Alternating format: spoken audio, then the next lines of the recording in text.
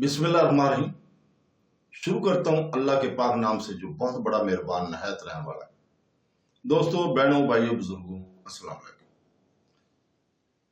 हम आज कुरान पाक से शिफा और वाक़यात पर मबनी इस्लामी मालूमाती आज की इस वीडियो में हम बयान करेंगे कि अल्लाह ताला हमें अपने रवैये और तर्ज जिंदगी में ज्यादती न करने की क्यों तंबीह करता है। दोस्तों, बहनों, भाइयों, बुजुर्गों, इस्लाम तवाज़न, इत्दाल और हम आहंगी का मजहब है। कुरान और सुन्नत में पाई जाने वाली कलीदी तालीमात में से एक इसराफ ज्यादती की मजम्मत है, ख्वाह वो खर्च, खाने पीने, लिबास, इबादत या तकरीर में हो। अल्लाह अपनी हिकमत इलाही में जानता है कि इसकी मुकर्रर करदा हदूद से आगे बढ़ना फसाद, नाइंसाफी, गरूर और इखलाकी तंज़ली का बायस बनता है। सूरह अराफ आयत नंबर 31 में अल्लाह ताला वाज़ह तौर पर फरमाता है, ऐ बनी आदम, हर मस्जिद में अपनी जिन्नत ले लो और खाओ पियो, लेकिन हद से तजावुज ना करो, बेशक वो ज्यादती करने वालों को पसंद नहीं करता।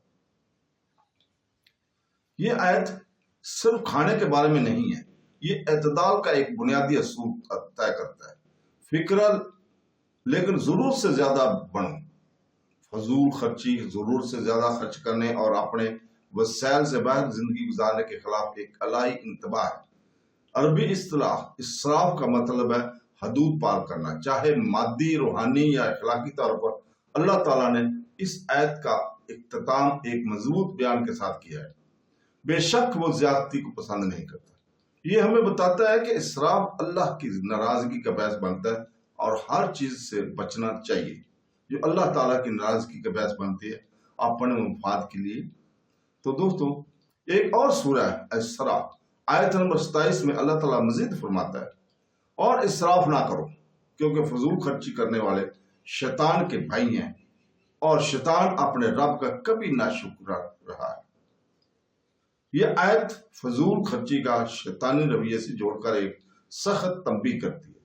इसराफ में रहने वालों की शैतान के भाइयों से तंबीह दी जाती है, जिससे ये ज़ाहिर होता है कि इस तरह के रवैये की इब्तिदा नाशुक्री और खुदाई हदायत के खिलाफ बगावत से होती है। हजरत मोहम्मद सल्लल्लाहु अलैहि वसल्लम जो इंसानियत के लिए बेहतरीन नमूना है, उन्होंने बेपनाह दौलत और ताकत रखने के बावजूद सादगी की जिंदगी बसर की। इनका तर्ज जिंदगी मामूली था और वो मुसलसल लज्जत के खिलाफ खबरदार करते थे।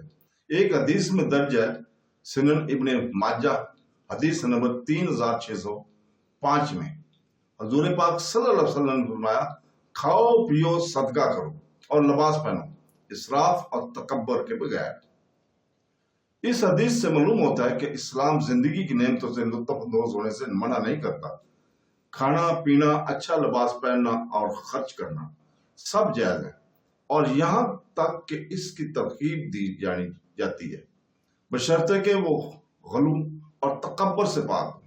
रसूल पाक सल्लल्लाहु अलैहि वसल्लम ने मोमिनों को आजिज़ी तवाज़ुन के साथ अल्लाह ताला की नेमतों को लुत्फानंदोज होने की ताकीद की है। मजीद रसूल पाक सल्लल्लाहु अलैहि वसल्लम ने दीन में गलू की खतरात से भी खबरदार किया। उन्होंने कहा है, सुनन अल सानी हदीस नंबर 3057 में, कि दीन में गलू से बचो क्योंकि तुमसे पहले लोग दीन में गलू की वजह से हलाक हुए। इस हदीस से मालूम होता है कि मजहबी हद से ज्यादा, जैसे कि किसी की इस्ताअत से ज्यादा इबादत के कामों में खुद पर बोझ डालना है, अदम तवाज़न को बिल आखिर फराइज से दस्तबरदार हो सकता है। इन इंतबात में बुनियादी हिकमत यह है कि इंसान जब इन पर काबू नहीं कर पाया जा सकता, जरूर से ज्यादा ख्वाहिशात की पैरवी करता है, ख्वाह वो खेत, यशो इशरत, दौलत, हसीयत या मजहबी जोश की शक्ल में हो। ये शख्सी फलाह और बहबूद मुआशरती हम आहंगी खलल डालता है और रूहानी पाकीज़गी से दूर हो जाता है।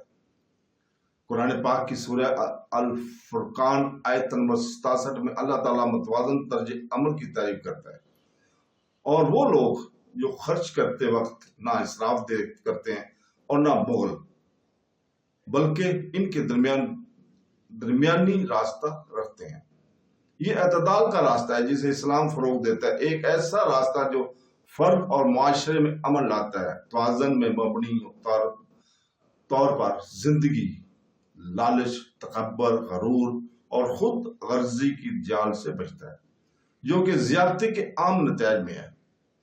اللہ ہمیں وقار کو بچانے، معاشرے میں توازن برقرار رکھنے اور روحانی زوال سے بچانے کے لیے رویے اور طرز زندگی میں زیادتی سے خبردار کرتا ہے۔ اسراف سے تکبر، ناشکری اور فضول خرچی پیدا ہوتی ہے۔ یہ سب اللہ کے نزدیک ناپسندیدہ خصلتیں ہیں۔